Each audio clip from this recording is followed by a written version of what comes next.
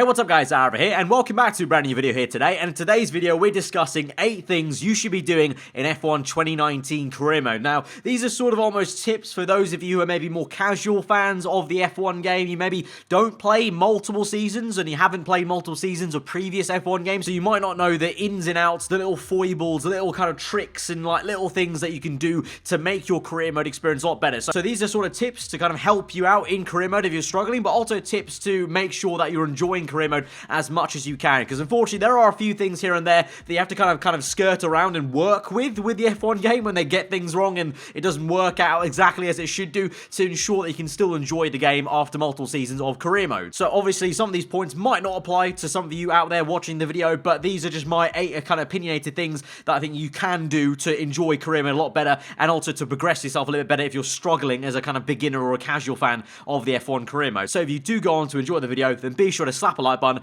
down below. But let's get into this then with number 1, which is when you get to that very first contract renegotiation at the Azerbaijan Grand Prix, be sure to lower qualifying and your race positions as much as you can get away with. So at the very top of the contract negotiations, you have that estimated qualifying and estimated race position where the team thinks you want to fit in, and every single time you don't do that, or you do better than that situation in quali and the race, you will see reputation go up for your team, and you'll be able to basically get rep as a whole in the career mode. So if you can get that as low as possible, so for example, maybe one of the top teams, Mercedes, Ferrari, the lowest you can probably go physically on the actual stat might be like P8 or P7 or 6, like something like that. And if you've been doing a good enough job, you probably could get away with getting a contract level after Azerbaijan that actually has P6 and P8. And what that's going to allow you to do then is, if you can go out there and smash that objective, so if you say you're going to finish in P12 in the race and you go ahead and finish P6 in the race, that's 6 positions gained on the objective. That's a big chunk compared to, let's say, if you said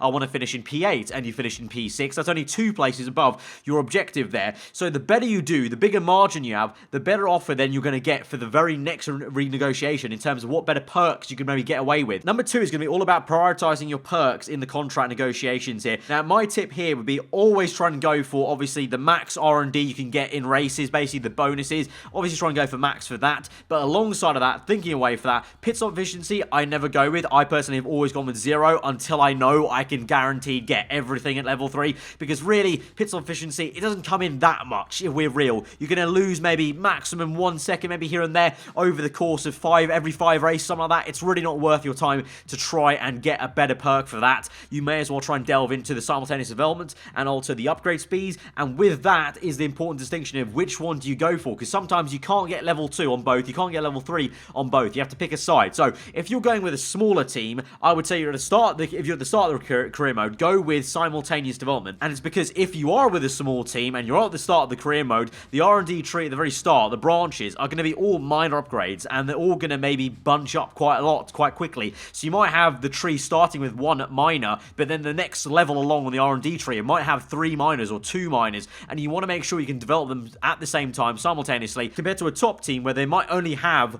1 minor and then straight away they might go to 1 major. So you're screwed if you have simultaneous development but no upgrade speed upgrades on the perks. So if you're a big team at the start of your career mode, or even a big team later on in the season, I would say go for upgrade speed first and foremost. That'll probably be the best bet. Obviously there might be changes. Every team has unique trees, so there might be a scenario where actually you might be a small team and you might want the upgrade speed more, but you're gonna have to kind of gauge that yourself. But in my opinion, brushing over in general, I think simultaneous development is more important for smaller teams, and upgrade speed's better for bigger teams, especially at the very start of your career mode in season 1 especially. Number 3 is going to be, it's all about the engines in this game. In my opinion, I think engine power and the engine side of the R&D tree is the most important part of R&D at the moment. Obviously they might patch it later, but right now with the game, the way it works is the engine power is so important, and also the ERS and fuel management is so important because the AI are so OP at doing this. At the very start of the race, they're so quick compared to when they are at the end of the race,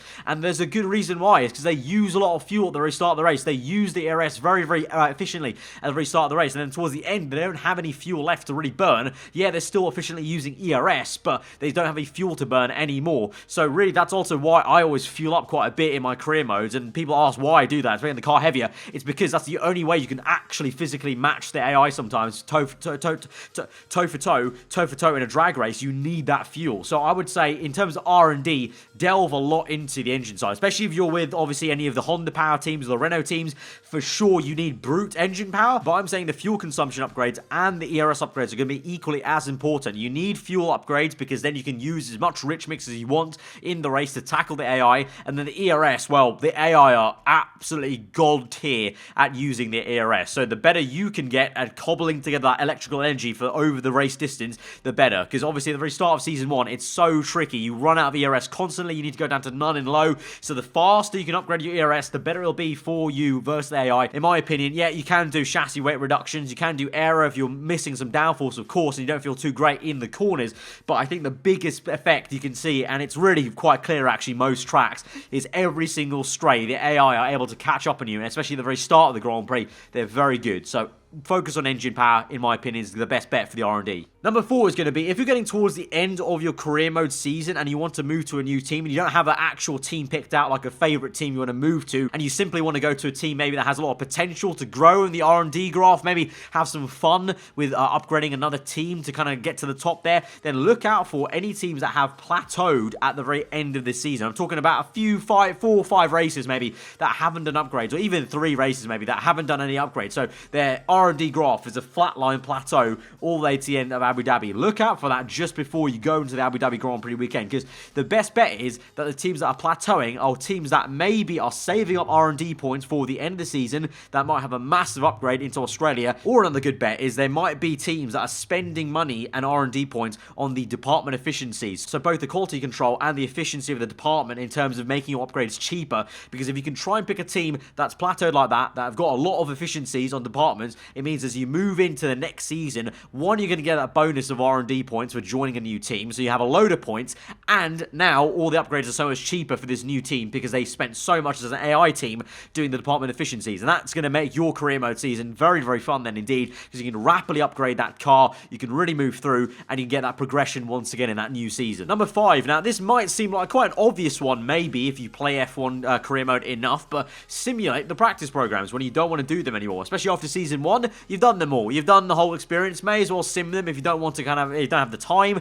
to faff around, you know, people have busy lives, busy school schedules, busy uni schedules, work, whatnot. Sim the practice programs, makes life a lot easier. In this year's game, it's so much better. Last year, they didn't have this, whereas now you can click simulate session and you can get about 350 points, kind of give or take, every single race weekend for simulating the practice programs. Nice and easy XP points. They're XP points you would have got anyway if you did them, and this is actually the better kind of tip of why you should do this in later seasons. In later seasons of career mode, I've noticed as the cars get faster and faster with the R&D upgrades, it becomes harder and harder to actually do the practice program objectives, because the game tries to scale up the timings for the practice programs, like scale down the smaller lap times basically that you should be doing in the practice programs as the cars upgrade. But the problem is the simulation and the scaling is really off-putting, and by the time you get to about maybe even season 4 or 5, the practice programs are near enough impossible sometimes depending on the AI level you're at. So definitely sim the programs if you're getting to, you know, over season 4,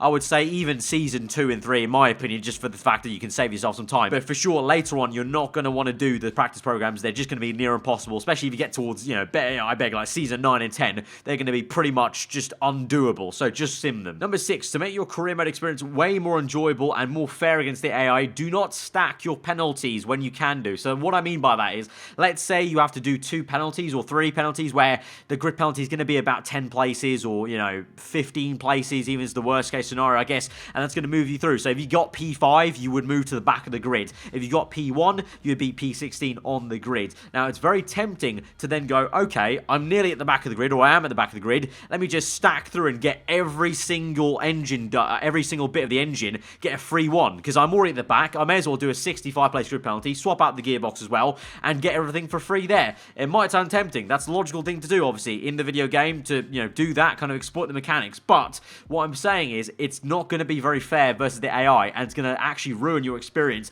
when you get to later on in the season. Then let's say you did that very early on, a third of the way through the season, you get towards kind of, you know, your Mexican Grand Prix, Brazil, Abu Dhabi, the AI are going to have so many grid penalties that they will take at the end, because they don't stack the penalties. The AI never stack penalties, so to ensure you can enjoy the career mode a little bit more over the course of the season, and just make it a bit more of a fairer fight, have a tougher fight against the AI for the championship, and make it not too easy on yourself, don't stack penalties. It will really change the experience you have versus the AI, especially towards the end of the season. Number 7, this is quite obvious if you've been playing F1 for about 3 years now in the Codemasters games, but if you're new around here, then this is a big tip. Do not fast forward qualifying once you get past Season 1, because what happens is the simulated times that AI do when you fast forward are ridiculously good, and you will always get knocked out of the session you're in, or you'll always go right to the bottom and just make the mark. So if you can bear it, try and sit through qualifying and literally in real time. Like, if you've got 10 minutes left of Quali in Q1, or you've got 5 minutes left of Q2 or 3,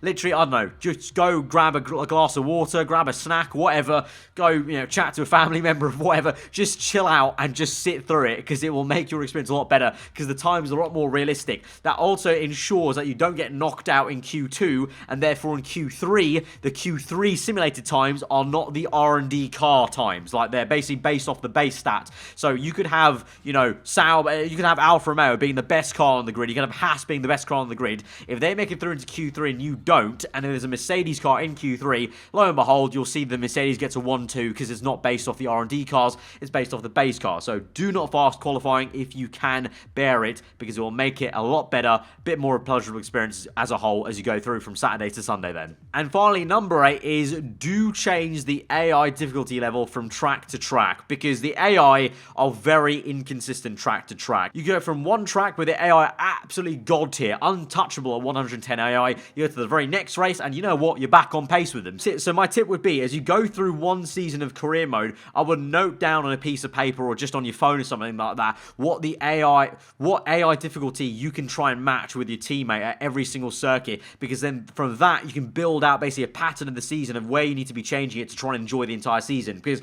the AI aren't consistent across all the races. Unfortunate, because I would like to say in an ideal world, the AI are super consistent and you can just stick with one difficulty for the entire season long, but you just simply can't, because the AI are so bad from track to track and actually being the same level there that you need to change it. In my opinion, there really is no shame in doing that to make sure you're actually enjoying career mode. I've even seen league races that I know on Twitter that are very, very rapid that change the difficulty levels, because they also, I've talked with them, they also agree that it's just stupidly unrealistic in terms of the way AI actually move from track to track. So you just need to do it to actually ensure that you're going to get a level playing field and actually an enjoyable career mode season. So that's been 8 things I think you guys should be doing in F1 2019 career mode, especially if you're more casual players of the F1 games. This is maybe your first F1 game, or your only second or third, really. Some of these you might have not actually noticed over 3 games. Sometimes you can overlook them. So hopefully they are useful to make your career mode experience more enjoyable or whatnot. And some of the tips maybe at the very start, the first few points, will help those of you who are really struggling maybe to try and match the AI for R&D and try and keep up with your AI and R&D. Hopefully that kind of helps out. If it did, then be sure to smash the like button. Let me know what you thought in the comments below. If you're around here to subscribe for weekly Fallen content, I've been aarava. Have a good day. I'll see you guys next time. Goodbye.